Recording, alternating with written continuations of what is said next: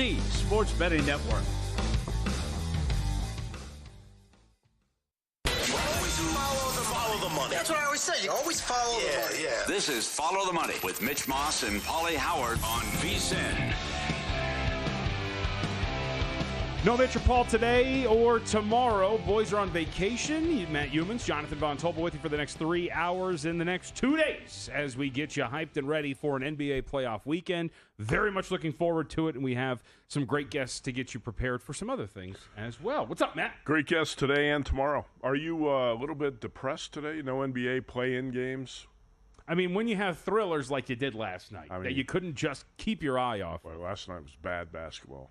By two teams especially. Yes. 3 of the 4 play-in games have been bombed so far. We did have one really good game that was almost ruined by the referees in the final 2 minutes. And looked like it could have been a bomb because the Warriors were up by 20 at one point in that game as well. But the play-ins have not been exactly what we expected. We'll get into more about last night as well. Did want to note that there is one game about to get started in Major League Baseball coming up in about 4 minutes. We do get first pitch between the Giants and the Phillies. Very big favorite. Phillies are. Sanchez been bet up here to a $2 favorite, 7.5 shaded to the over. No real thoughts. Just wanted to note the line move here as we saw an overnight of minus 165 in favor of the Philadelphia Phillies. Sanchez has pitched okay, 3.12 ERA, 4.11 fielding independent, but I think this is about fading Jordan Hicks. Hicks has not been pitching very well. In the 3 starts, 15 in the third, 5.87 ERA, 4.45 fielding independent, the most important metric. Well, not the most important, but a very big one. A hard hit rate of 55%. Dude's been getting knocked around. He's been getting knocked around hard, so no surprise that the Phillies are up to a $2 favorite, set to get started here in the next 60 seconds or so. And I like the Giants a lot as a team. They're 13-5, and I think they're a bet-on team in a lot of spots. But right now with Hicks pitching, I think there's a chance Hicks is going to get it together too. I don't dislike him, but in his current form, he's definitely a bet against pitcher. Would you play the run? Would you take a shot here and play the runs line at minus 1.5 and get a plus price? Turn this into about a plus 105 bet. So you could. I'd be lazy, and instead I would try to go with like a first 5 team total. Not everybody offers them, but for the Phillies, first 5 team total, trying to go just specifically against Hicks because again, you just don't know what these bullpens are like running that 1.5. You could be up by 5-4, 5-2 or whatever it is, and then a bullpen gets involved, and who the hell knows what happens from there. True. But if you're specifically going against Hicks, Mitch and I talked about this yesterday with some of the strategy with some of these. By the way, we talked about this series because thought it was a candidate to go over yesterday, and that thing flew over. 15 total runs in that one. San Francisco, as you mentioned, off to a great start. That continued with an 11-4 win. But I'd rather go like run line. If you're going to go run line, go first 5. You can lay the half run, or you can just go with the team total over for Philly in the first 5. Hicks has pitched 15 innings. He's allowed 10 earned runs. He's got 14 strikeouts. His strikeout numbers are going to be high. I think he's got pretty good stuff, but right now he's just a little bit out of it. And he's going to whip a 1.37 and an ERA close to 6. And he's obviously not in form right now, so he's kind of a pitcher you want to bet against, but you don't want to lay $2 necessarily. No. A lot of baseball bettors like to parlay the big favorites like that. And I'm not going to discourage that if that's the way you want to do it, because the run line's sometimes tricky, like you say. Look at the Dodgers last night. If you laid 1.5, they're up 7-1, and they win 8-7. That stuff seems to happen too often in baseball. Yes, that's why I don't want to deal with it. I don't like to mess with run lines too much, but if I were going to play this one, I think that's probably the chance I would take because Hicks is just out of sync right now. We'll see how it plays out. That's a mythical bet for me. I'm not going to make it. But you could lay the 1.5 at plus 105. I think that's where your value would be. You say first 5. Yeah. Okay. Again, I'm lazy. I'll just stick with the fading the one guy and make my job a lot easier. I don't care about checking bullpen availability and what guys have been doing. I'll just go ahead and go, you know what? This guy stinks. Let's just go against him. Let me tell you something about bullpens. Very difficult to handicap, even when you know the availability and the rest and the usage. It's still like playing Russian roulette with bullpens. Absolutely. I don't know who's coming in, what time, what batting order, how guys are going to do it, and I'd rather whittle down the variance as much as possible, as much as you can by playing the first 5. Yep. So that one is going to get started here in about 60 seconds. We also have a wild one going on. You should note that the Reds now trailing 11-7 in the bottom of the 10th inning. How about that? The Mariners, if they could pull this thing off, back-to-back solo shots in the 9th inning from Arozarena and Raleigh to homer. Raleigh went yard for 420-plus feet, and they tie that game up. They get to extras and now lead by 4 in the bottom of the 10th. So we'll keep an eye on that one as we can. But you mentioned last night. I do want to get to that, but I actually wanted to hit the big news of the day in the association because we got a bombshell from Shams Charania involving the Indiana Pacers-Milwaukee Bucks series. So Damian Lillard is not going to play in Game 1. We know that to be official. But Shams has reported that Damian Lillard will indeed return for this series, that his deep vein thrombosis is all but done. He's off the blood thinners, and that at some point he will be ready to go in this series. The series price is what has changed. Again, he is not going to be out there for Game 1, but we saw the series price after that news dip down to about $1.70, $1.65 in some spots. We've settled in with the Pacers here at circa as a $1.55 favorite. But what do we make of the news that at some point Damian Lillard will be on the floor? Well, I don't think it's worth that much because I don't know how well he's going to play when he does come back. He's been off for so long, right? I think that's been part off of for a month. Huh? Yeah, could be part of it. And it's tough to take a month off at this stage of the season and come back, be right in the groove, and beat Damian Lillard. I'm not sure. I think he's probably worth to the series price just a little bit. I would say, I don't know, 10 or 15 cents. So then you would deem this a cheap price because the market said this is a 40-cent move now in the other direction. This was about $2 before the news came down. I would be surprised if he plays that well when he comes back. First of all, you're talking about a serious injury. The guy has not been able to work out much at all while he's been off. I would not expect him to come back and play well. I would generally agree with that sentiment. I think the other big part about this is you got to play defense. You don't just get to sub out, right? He doesn't play much defense either. Right. So against a Pacers team whose backcourt is very, very good, and if you're talking about the edge positionally, I wrote about this. You can find the write-up of Vsin.com, which is Bucks front court, massive edge, I think, right? Giannis Antetokounmpo is playing incredible basketball. Brook Lopez is very good center who can stretch the floor, can rebound, can block shots. You have Kyle Kuzma, if you want to include him in the front court as well. He's more of a wing, but you can include Kuzma there as well. And then you look at the backcourt, and there's not a lot there for Milwaukee, but there's a ton there for Indiana. And there's a lot of depth there, led by Tyrese Halliburton. So what does this look like if you're going to put Damian Lillard out there at some point, whenever that is? Because that's the other part about this report. He's going to return to conditioning and do all that kind of stuff. We still don't know when he's going to be back.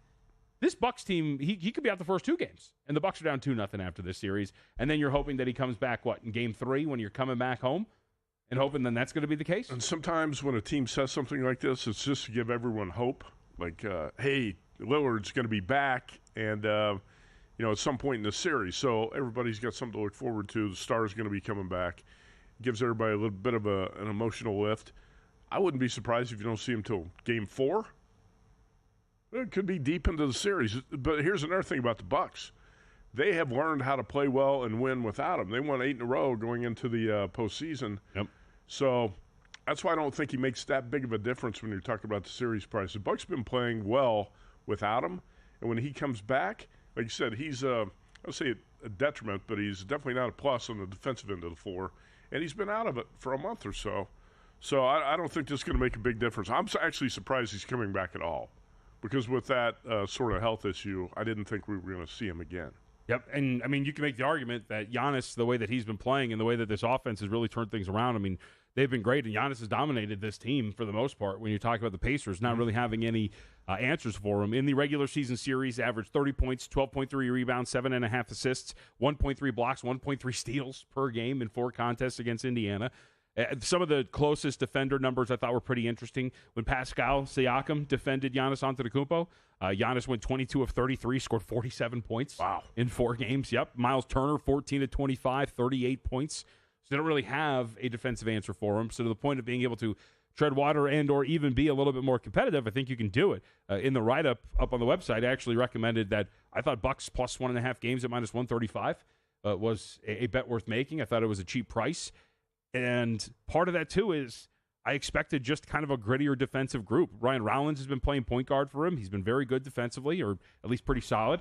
You're going to feel more comfortable with him defensively than you are with Damian Lillard at times. So I don't want to make the case, because Matt Moore was on with us, Mitch and I, earlier this week, and made the case that he actually thinks it's better that Damian Lillard doesn't play in this series. I don't know if I would go that far, but, they've been, like you said, they've been playing pretty well without him, 1-8 straight coming in, and they're a little bit more defensive-oriented without him out there. Right. I don't know if they're better without him. I think that it's just not going to make a big difference because he's been out for so long. So I think it's a bit of an overreaction in the market.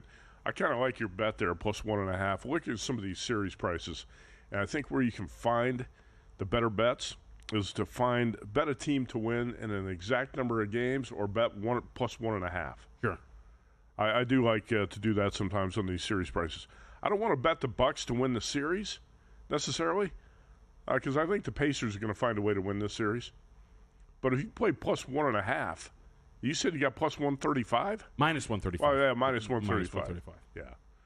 Yeah. It's even worth laying that price at minus 135. Yeah. Yeah, the actual series price is plus 135. Pacers minus 165. Mm-hmm. I would take a game and a half with the Bucks. Yeah. Well, especially now with Lillard in the mix. That's kind of the fly in the ointment. With Lillard in the mix, that price is going to go down because when I wrote this up, the Pacers were minus 210 favorites. So it's even cheaper if you want to go plus 1.5 games right now. I think it's still worth it. Again, and here's the other part. We should put this out there. The Bucks are complete and utter liars when it comes to player availability. They do it all the time. They've lied about Giannis' status. Remember last year? Hey, he's coming back. Hey, he's coming back. Hey, watch out. And then he never appeared in the series. Never came back. So there's a chance that this, hey, he's going to play, doesn't even happen until like game 6 or 7 if you get that far. Or he might not play at all. Correct. I would not take it as gospel that he's actually going to be out there. I will willingly be proven wrong, but I have seen this Bucks team fudge with nonsense all the time. They love to put Giannis at probable, downgrade him before a game to out, do all sorts of stuff with the injury. So would not doubt if that's the case. I want to throw that graphic back up there next segment quickly and talk about this again, because when you're betting series prices in the NBA, I've got something I like to do here, and I think you could do it with this Bucks-Pacers series. All right. Can't wait to get to that. Also, because Youmans is here, we have his mock draft 1.0. We're going to have more, right? Maybe. Okay, all I'd right. stick with one. You never know. Well, the first-round mock is up, and I cannot wait to find out if his matches the top 7, because we have 7 odds-on favorites for the first 7 picks of the NFL draft.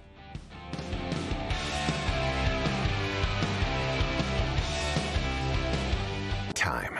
There's nothing more valuable. It's what drives everyone to make the most of every moment. We celebrate living large in the now. In a city where time disappears, we create experiences that electrify the soul and memories that will last forever. We go big. We go all night. And here, everyone is invited. So get loose and get loud. This is Circa. You'll have the time of your life.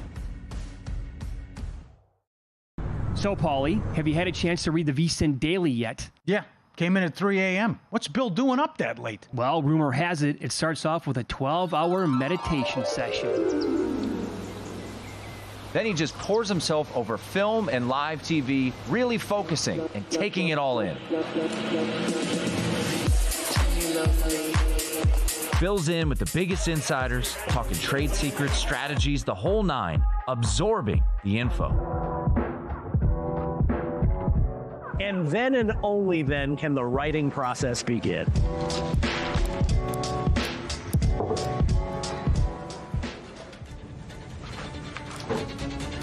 In Las Vegas, Bill's late night becomes your early morning. Wake up to the very latest betting insights in your inbox with the Vsin Daily. Sign up for free at vsin.com/newsletter.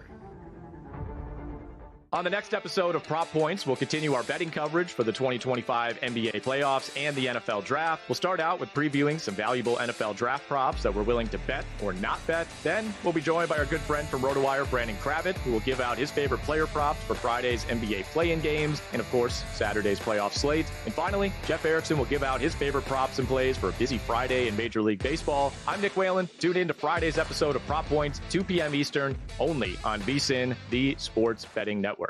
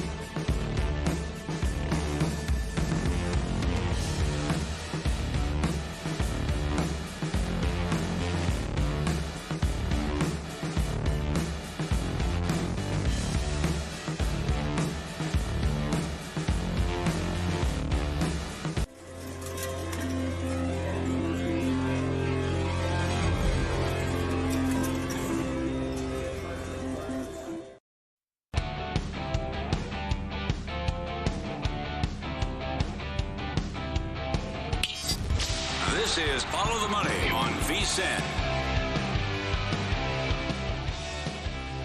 So we were talking about the breaking news of the day in the NBA, which is Damian Lillard is expected to return at some point in this series against the Indiana Pacers. To be clear, he will not be playing in Game 1. We know that for sure. I think the Bucks are going to continue to play games. I'd also bet at the very least he's not playing in Game 2. I think it makes a ton of sense to ramp him up and get him ready to come back and be ready for a Game 3 back at home if you're Milwaukee. And you know what they say? Yeah. You know what they say? What do they say?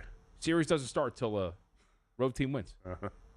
So you can sit there and go down 2-0 and go right back home. I've seen and even series up. Where the road team never wins. Very true. So does that mean the series never started? Correct. Okay. Yes. You know, impossible. I think Game 3 is the most likely spot for Lillard to come back. I don't think he's going to play in these first 2 games in Indianapolis. So I would agree with you. I'm not even convinced he's going to come back in Game 3. And again, I'm going to stick with what I said there. I don't think he should make a big difference in the series price, and I don't think he's going to make a big difference in the series. Now, I want to throw this at you. When you're betting, we got this graphic on the Bucks Pacers, and these numbers, I believe, are from DraftKings, where you can bet the exact result. Pacers in 4, 5, 6, 7. Sometimes I like to do this, set yourself up. You think it's going to be a long, competitive series, and you think this is going to be a long, competitive series, right? How about taking whichever side you might like, Bucks in 7 at plus 600, 6-1 odds, or Pacers in 7 at plus 360. Then when you get to that 7th game, you're sitting in a great spot. You got a great bet that you can do something with. Sure. I think. Well, I will bet these series correct scores. I tend to gravitate more toward them when you get series like Boston and Orlando, where I have a massive favorite who I very much believe will be able to end that thing in 4 games. So I'd rather go Celtics in 4 at plus 115, which is available, as opposed to trying to put myself in a position where, like a series like this, I think it's a relatively tight series. I think you're in a spot where it could go either way. I was initially, when the regular season initially ended, we knew this was going to be it. My initial thought was like, this is going to be a runaway for the Pacers. You watch more of Milwaukee, and I think they could be a little bit more like a cockroach in a plate of spaghetti. And if that's going to be the case, then I think that there's a little bit more variance here where I don't know if I'd want to be sitting on Bucks 6 where I think they could still lose in 6. I think that's a perfectly reasonable outcome. But I understand the premise. But I like to do it more with big favorites. Well, I understand that too, because let's take a look at that Celtics series and those prices, because Celtics are much bigger favorites in this series than I thought they were going to be. Yes, they are.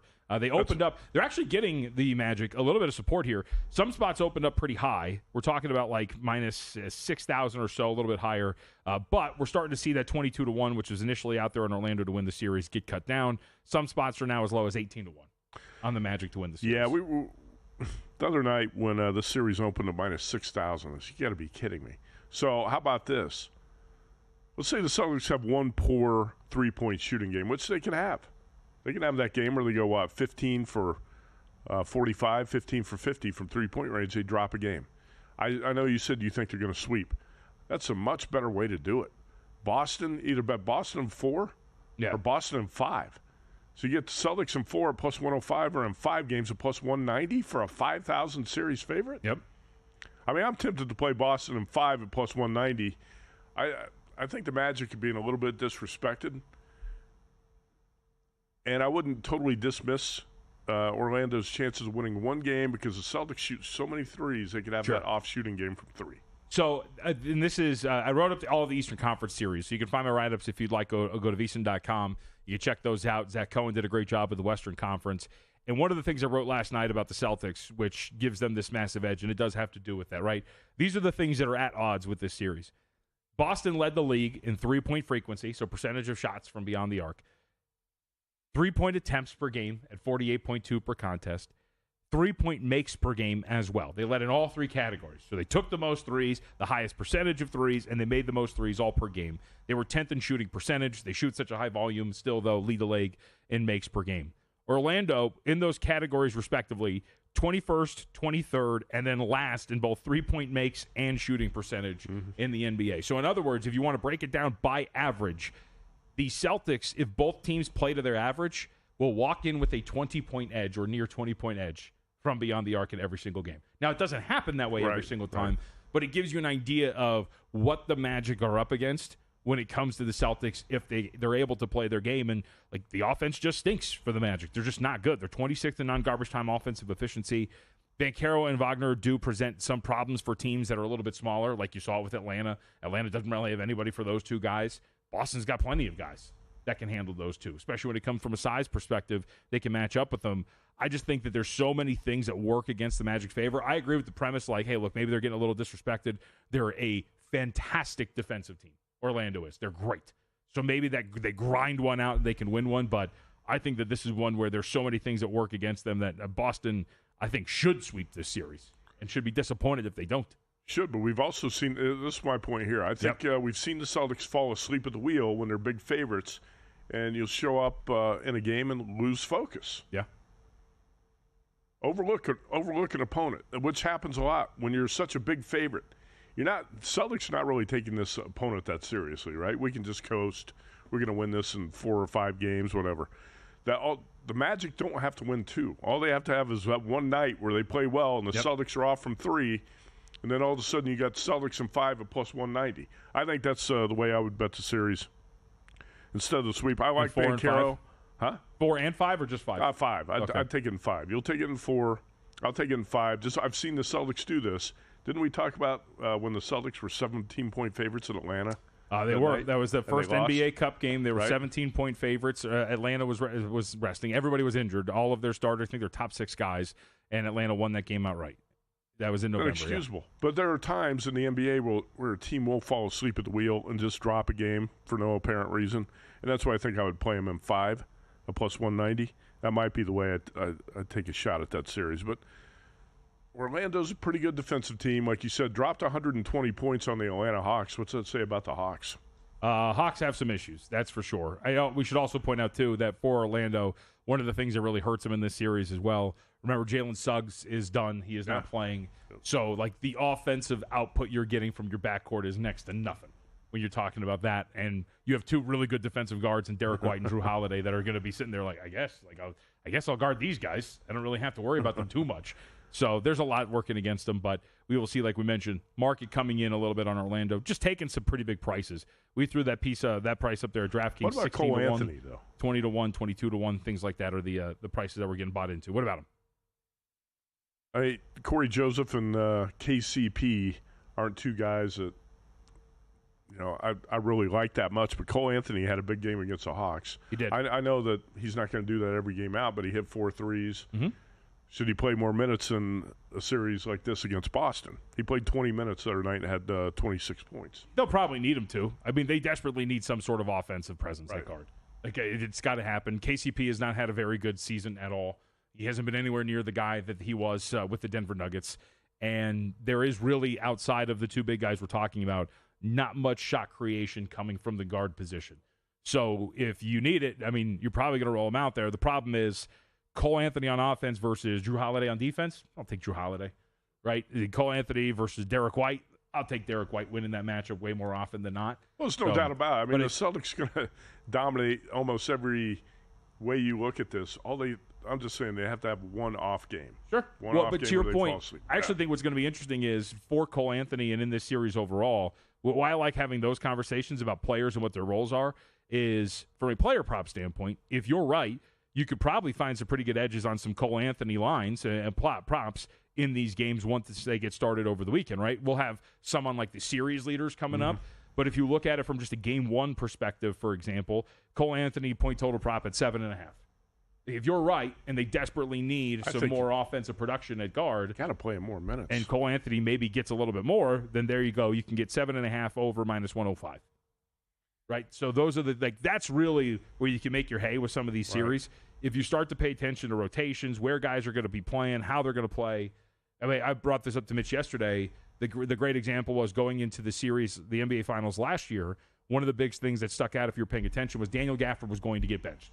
He was starting games, but he was playing bench minutes. He wasn't going to have a role in the series. And if you were playing his unders for either the series or head-to-head matchups, anything, you cleaned up. Yeah. And so, things like that, you can really take advantage of if that's the case. Very much, if you can't tell, I'm very excited. This week is going to be great. Saturday is going to be fantastic. They're all going to be, I think, very fun series. outside of the Thunder and whoever climbs out of the play-in. Did you make many series bets? Yeah, I've got a few. Okay. I got quite a few. We can talk about those coming up a little bit later on the program. Vsin.com.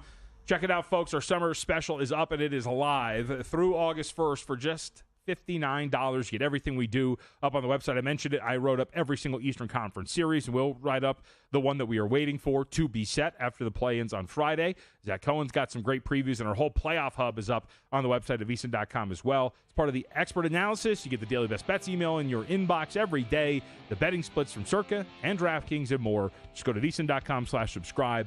Check it out. Vsin Pro access through August 1st for less than $60. Well, while you were sleeping or just paying attention to other sports, college basketball continues on. We've got to find out what's going on. A lot of names in the transfer portal. Kevin Sweeney, Field of 68, joins us next to discuss.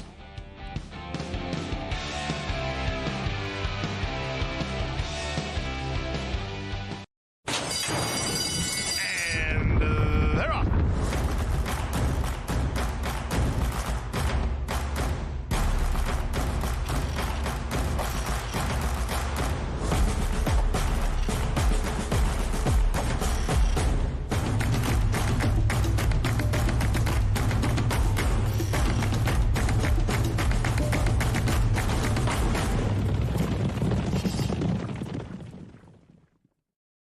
Masters to the Derby, playoffs to the draft. We have your summer covered with a Vsin Pro subscription for just $59 until August 1st. That means expert picks for every major event, exclusive betting splits from DraftKings and Circa, 24/7 video access on the Vsin Watch app, as well as betting guides for the Kentucky Derby and the NFL. Sign up now at Vsin.com/subscribe for just $59 and join us on the Sports Betting Network.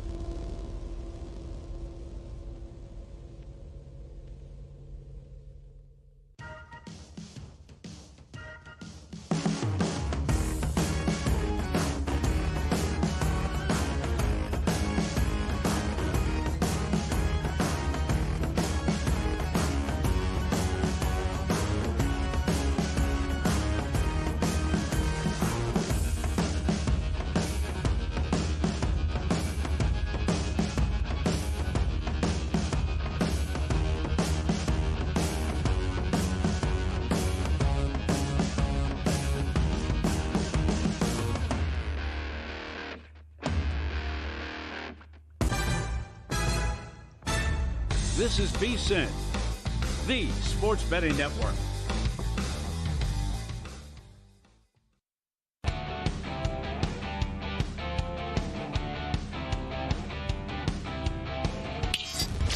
This is Follow the Money on Vsin. It's anarchy out there. We are post-March Madness in the National Championship, but still a lot to cover. And we're seeing a lot of names in the transfer portal for college hoops. So let's get to the bottom of some of it. Kevin Sweeney's with us at CBB_Central up on X. You want to follow him? College basketball for SI. We appreciate it, Kevin. So I want to start with this general question, and you could take this where you'd like. The most impactful name that those who handicap and follow college hoops in the transfer portal we should know is who? Man, I mean, there's a few guys who are testing the draft and the portal, and so those guys are probably the biggest at the moment, and that's like Darion Williams from Texas Tech and R.J. Luis from St. John's, who was Big East Player of the Year. There's a handful of guys who are all conference, maybe all American level players that are available in the portal. Most of them going through that draft process as well.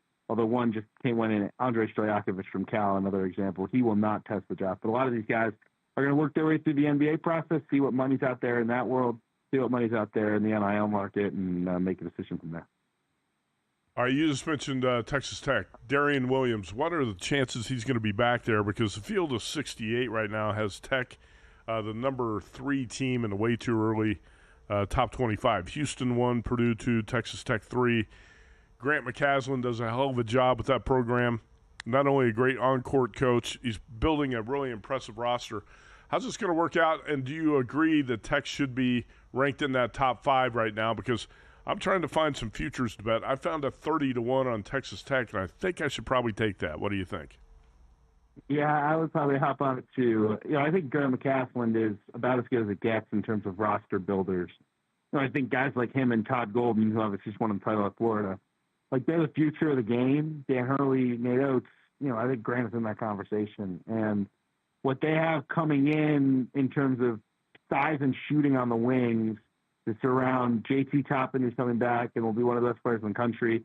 Kristen Anderson at point guard, who could, I think, really explode as a sophomore. I mean, that's a really good nucleus. Now they got to fill out some pieces here. They got 7 guys on their roster, and we're talking about them potentially winning the national championship next year. They have fill some gaps, but they're in a pretty good place at the moment, and they have a very strong nucleus of players with a really good coach coming back. Yeah, I'm looking at a futures board right now. I'm going to get that Texas Tech 30-1. I don't think that's going to be out there much longer. I see Florida 25-1, Houston at 8-1. I'm not going to bet Houston. It's been about 10 days since we watched the Cougars blow the national championship game to Florida. They had turnovers on the final 4 possessions.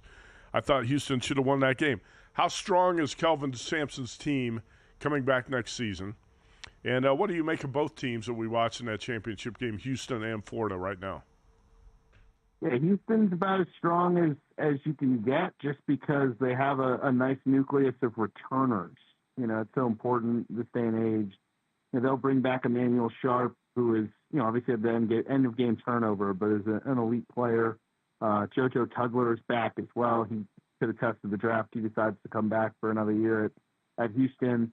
And then what's different really this year from previous years is Houston has an elite high school class coming in. I mean, they've really built their program on older guys who, less talented dudes who've been in the program multiple years. They have 2 5-stars and a high 4-star coming in. Mm-hmm. And that, I think, can change their look a little bit. Might be some growing pains with that because that system is dense and it takes some adjusting time. But I think if they click, the ceiling is really, really high. And then on the Florida side, I mean, Xavier Lee committing from Princeton is huge. He gives them their scoring guard that they needed to replace Walter Clayton. They got to go find some wing depth and shooting, but I think they have a good chance to bring back some of these guys up front, like Thomas Houck and Alex Condon and Ruben Chinielu, who are huge parts of that title team. Is the 7'9" center for Florida ever going to play, or is he so far away? Yeah, I think he's more gimmick than actual talent at the moment. Maybe it becomes something more in the future, but I think he's a developmental piece. Let's put it that way. Kevin Sweeney again with us, SI at CBB_Central up on X. All right, what do we make of another Final Four team, Auburn? Noticed the name Keyshawn Hall, familiar with him here because he played at UNLV, but what do we make of how Bruce Pearl's retooling this thing now that Janai Broome is out? Yeah, I mean, took a hit today because Chad Baker Mazzara, who is 25 going on 26, he's got one more year, and he's going to hit the portal. Now, he may end up back at Auburn. It's a complicated situation. He signed a contract. He has a pretty significant buyout, from what I'm told, if he wants to leave Auburn, but wants to test that market right now. They'd love to have him back. Talent-wise, he'd be important to what they have, but they've done a nice job in the portal with as you mentioned, Hall, but also Keyshawn Murphy for Mississippi State, who I think will make a huge impact. Yeah, those two guys together with Todd Pettiford, who I think will come back. He'll test the draft, but I think he'll be back at Auburn for another year. They've got a nucleus in place to be at the top of the SEC again. Kevin Sweeney with us, Field of 68, Sports Illustrated. How about the Big Ten? Let's talk about this for a couple minutes. So Purdue is number 2 in the Field of 68, top 25 as we sit here. And Purdue's had a little turnover, has added a couple of players, including one international guard who looks pretty impressive. Michigan also looks pretty good, but what are the chances Yaxel Lindeborg is going to play for the Wolverines, or might he enter the NBA draft? Because I've seen some reports that he could be a top 15 pick in the draft. Can you talk about those two teams specifically in the Big Ten right now? Yeah, so on the Michigan front, a lot does hinge on Yaxel. Now, they did do a good job outside of him, added Maurice Johnson from Illinois, Elliot Cadeau from Carolina, Ade Mara from UCLA, key pieces. But Yaxel's a stud. I mean, he's an all-conference level talent. And my hunch as of now would be he stays in the draft. I don't know if he'll be a top 15 pick, but I do think he could be, a late first, early second type of guy, and no amount of NIL money is going to talk you out of taking that. But I do think he signed with Michigan essentially to have leverage and say, hey, look, we have, $3 million, let's say, on the table right now for next year at Michigan if we go back. So if we're going to stay in the draft, I need a promise from you that you're picking us in this spot with this amount of guaranteed years attached. And if you don't give me that, we're gonna turn around and stay in school. And so that's the politics at play there. I do think, again, someone will bite, from what I've been told. Talking to NBA folks, there's a lot of interest there, but we'll see how the combine goes. Things can change pretty quickly there. As far as Purdue, continuity, the name of the game, with Braden Smith and Trey Kaufman-Renn coming back, 2 potential All-Americans. But they've been a little bit more aggressive in the portal than they've been in the past. Went out and got Oscar Clough, who I think will make a huge impact. Transfer to South Dakota State, gives them some size and physicality that they lacked last year up front. And then, as you mentioned, the international kid, Omer Meyer from Israel, who's a really, really talented young guard. Probably more of a role player in year one, but a guy that they hope they can groom into Braden Smith's replacement long-term in West Lafayette. All right, how about – I got one more for you. I like St. John's. I like what Rick Pitino's doing here. It looks like R.J. Luis might be out the door, though. What do you think of St. John's, and is there another team out there on your radar that you said, hey, I really like what this team's doing? We might be able to find some value on the futures board with a team that's a little bit under the radar. Yeah, I thought St. John's, you knew they would be aggressive, and they have. They've went out and gotten Isaiah Sellers from Stanford, Bryce Hopkins from Providence, 2 high-level players, proven all high major players. They should get Ian Jackson as well, the transfer from North Carolina. The hole they have at the moment is a point guard, and that will be the question mark for them is, can they go get someone to run the team and get them into offense? If they can, I feel better about them next year than I did this past season when they really lacked the offensive firepower. They lacked the shooting. They should have the shooting this year. Question is the point guard play. And, I think sleepers, we'll see who continues to emerge. I do think that, trying to find some of these teams that have a little bit of continuity is valuable. I think Mizzou bringing back a bunch of guys is a team that maybe is worth a long shot look. Arizona should have a couple of key guys back with Krivas and Awaka and Jaden Bradley. They're hoping Carter Bryant will come back as well. I think you're hunting teams like that have a chance to really mix youth, portal guys, and then experienced returners. All right, last 90 seconds with you, a little bit less, Kevin. Excuse me. What about these guys that are in the portal that are out of eligibility? What is going to happen to these guys? Can they actually force the issue here? Yeah, some of them are just doing it to see what happens. Others are going to be more active and potentially pursue litigation. I think the number one kind of category of those guys are guys who played Division II at one point. There was a football case that went somewhat in favor of the Division II player, and I think there's a pending lawsuit in South Carolina that could have some impact there.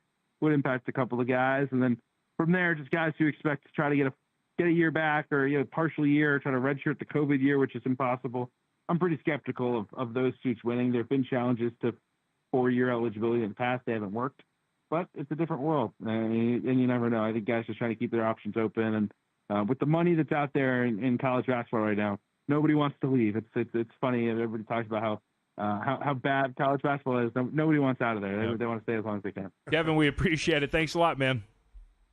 Thanks, guys. Kevin Sweeney, again, you can follow him up on X at CBB_Central. One thing, a lot of these players are going to hang around college and play as long as they can because you can make more money playing college basketball. SharpPlays.com, folks, where real bettors go to get ahead. Visit SharpPlays.com. They are respected, watched, and feared. So why follow the crowd when you can lead it?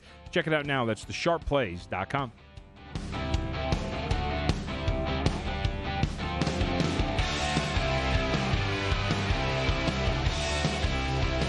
In the heart of downtown Las Vegas, a sports oasis awaits. Stadium Swim, the ultimate outdoor amphitheater, built for the ultimate sports fan, with a colossal screen that brings the game closer than ever. Reserve a daybed, private cabana, or lounge in the center of it all. 6 pools to dive into as the game heats up. And the best part, there's never an off-season. Open 365 days a year. Stadium Swim, it's always spectator season. Join Matt Brown and Mike Somich on Ready, Set, Bet as they get you ready to make your bets for all the weekend games. We're going to be at the end of this thing with money guns, or I'm just going to be like, begging people for change out on Fremont Street. It feels like the Twins and the Guardians have higher floors but lower ceilings. Don't miss out on crucial advice for live betting once the game starts, as well as looking ahead to the upcoming action. Tune in to Ready, Set, Bet, weekends at 1 p.m. Eastern on Vsin, the sports betting network.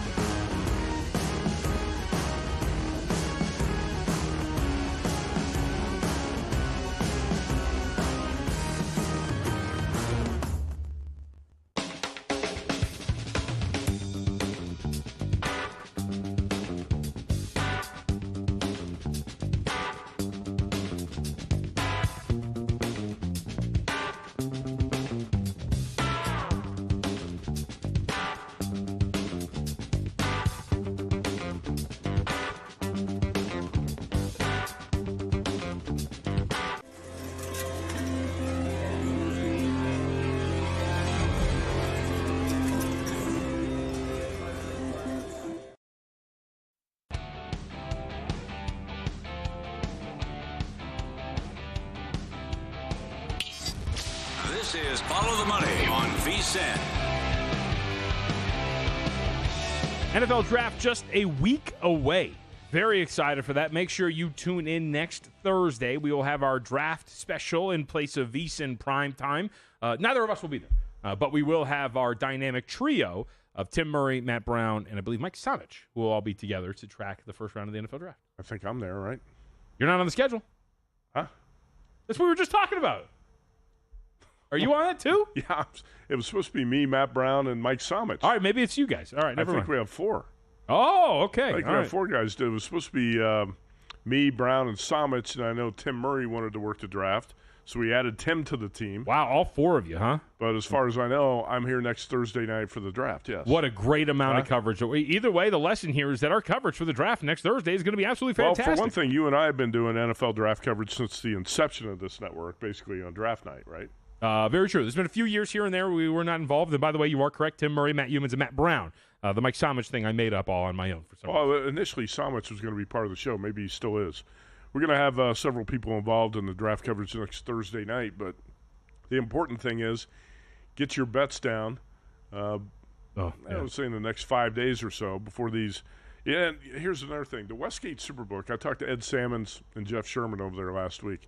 A lot of these bookmakers do not want to put up props in this draft. Correct. They don't want to have to stay on top of the information and the moves.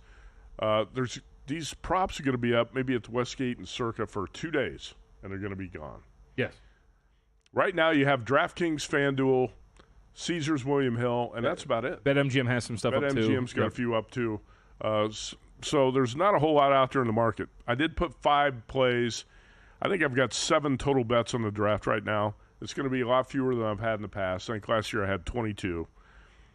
I've had anywhere around 25 to 30 some years. But there's not much out there in the market. You're just trying to find plays without reaching, right? You don't want to make reckless plays just because I feel like I got to bet the draft. I'm trying to find where there's value, and it's tougher to find value when you have fewer props to pick from. Mike Palm was on with us yesterday, and he mentioned that they were, I think, just going to do draft position props.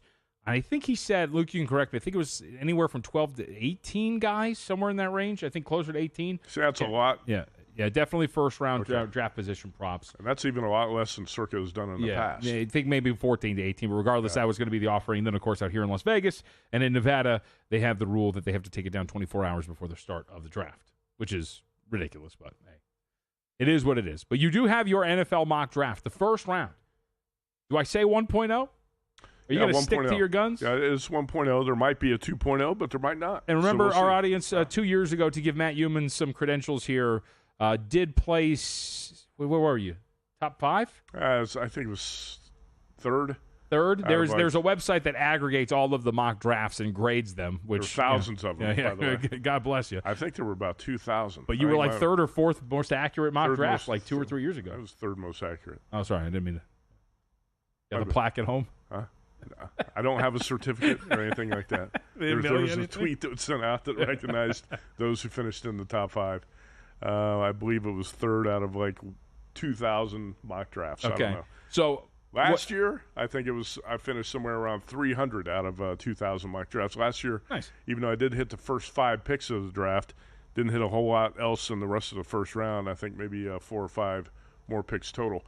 This draft is going to get really unpredictable after about the 3rd or 4th pick. Okay, so this we were talking about yesterday. I think it was Evan Silver came on with us, said after 5, it just like completely blows up, and even then 5 is not even a given at that point right now. So in terms of the top 10 and top 7, if you will, but really the top 3, you have pretty strong odds-on favorites to go. Cam Ward is obviously minus 20,000. If you can go find 20,000, you can win 100. Travis Hunter, the cornerback, minus 350 to go second. Abdul Carter, the defensive end, minus 300 to go third. We have Matt Youmans' mock draft up right here. That does mirror your top 3 selections, Cam Ward, Travis Hunter, and Abdul Carter. Before we go any further, I wanted to play this because Travis Hunter has now moved into that very heavy favorite to be the second overall pick.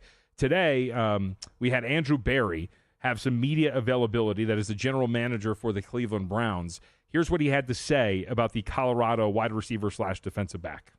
He really never comes off the field, and it's it's unbelievable because there are more plays in a college game than there is a pro game, and it's like the guy he barely pants like that, like that type of thing. So it's quite incredible. That being said, what he would attempt to do has not been really done in our league.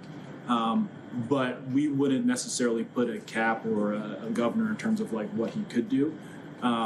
We would want to be smart in terms of how we started him out. I think I've mentioned before. We would see his first home as receiver and a second home. On the defensive line. We wouldn't put a cap on it. We feel they are drafting Travis Hunter. That's a guy that's talking like he's on the team. And he is. I think it's a smart pick for the Browns because he can make an impact so many different ways. And you've got, Myles Garrett, a dominant pass rusher on one end. You don't really have that need where you have to take Abdul Carter from Penn State. At number 2, I like the Travis Hunter pick a lot for the Browns. I've said this. Andrew Berry, the GM of the Browns, has played a part in screwing up a lot of things with that franchise. Draft, free agency, a lot of the moves they've made. This is one I think he's going to get right, taking Travis Hunter, wide receiver corner at number 2. You can't play, and here's the thing, you cannot play Travis Hunter 70 plays a game. No. But you can play him if you think he's more valuable as a wide receiver. You can play him full-time there and then part-time as a defensive back. Sure. And then see how much you can handle. And also, you can play him a lot more later in the season in more important games. The thing is, you don't want to play him 70 plays a game the entire season. You can't do it, especially with a rookie like that. But I like the Travis Hunter pick for the Browns. So right now, again, minus 350 or thereabouts to go second overall. Listening to Barry there in an information-based event like the draft, sounds like minus 350 might be cheap. I was going to say, the only way I'd play that is to lay it. That's right? Got to lay it. That's it. And then you get to Abdul Carter at the 3rd overall selection. There's not as much out there, but it just seems that it makes a lot of sense. That does, again, mirror what you've got. And in terms of the odds, this one I would not lay the price. Okay, but you are lock in step with the odds. Abdul Carter minus 300. You have him going 3rd. That is the price for him to go 3rd. Will Campbell minus 225 to go 4th. You have him going 4th. Mason Graham, defensive tackle, minus 130 to go 5th. You have him going 5th. And then Ashton Genty, running back, minus 125 to go 6th. You have him going 6th. And Membu as well, the offensive tackle, minus 115. You have him going 7th. So at least your top 7 picks lock in step with what the betting market would tell you is going to happen. We'll see if it works out that way, right? Yep. I would not lay the price. I think the Giants are a bit unpredictable at 3, but they're not going to draft a quarterback at 3. They're not taking Shedeur Sanders or Jalen Milroe or Jackson Dart at number 3. If the Giants take a quarterback, it's going to be lower in the first round. But they could trade out of that 3 spot. I think right now Abdul Carter would be the guy. I just not convinced. I am basically convinced that the Browns are going to take Travis Hunter at number 2. That's the price I'd be more confident in laying if you were saying you wanted to play one of the favorites at the top. What about minus 20,000 for Cam Ward to go number 1? I would never recommend laying minus 20,000. It's a given.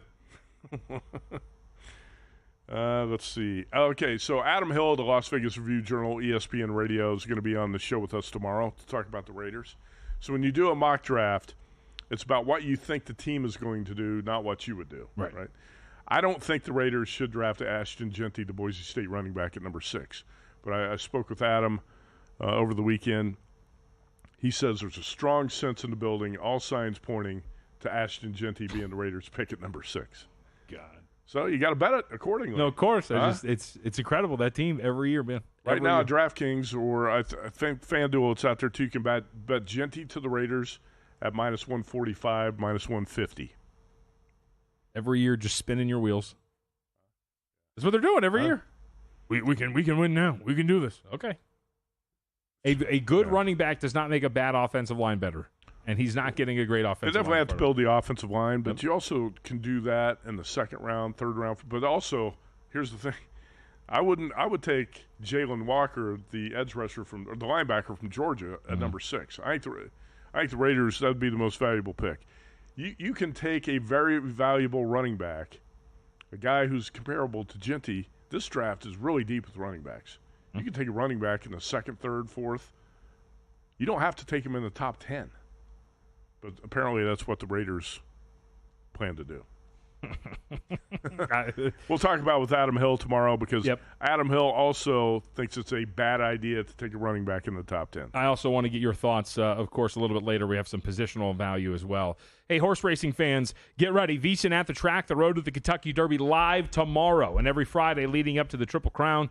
With key Derby prep races this weekend, we're breaking down the top contenders for this year's Run for the Roses. Join experts Mike Somich, Aaron Halterman tomorrow, 2 p.m. Eastern on the Vsin YouTube channel at Vsin Live for expert analysis and insights. Don't miss it. Vsin at the track tomorrow, streaming live 2:10 p.m. Eastern as we count down to the Triple Crown.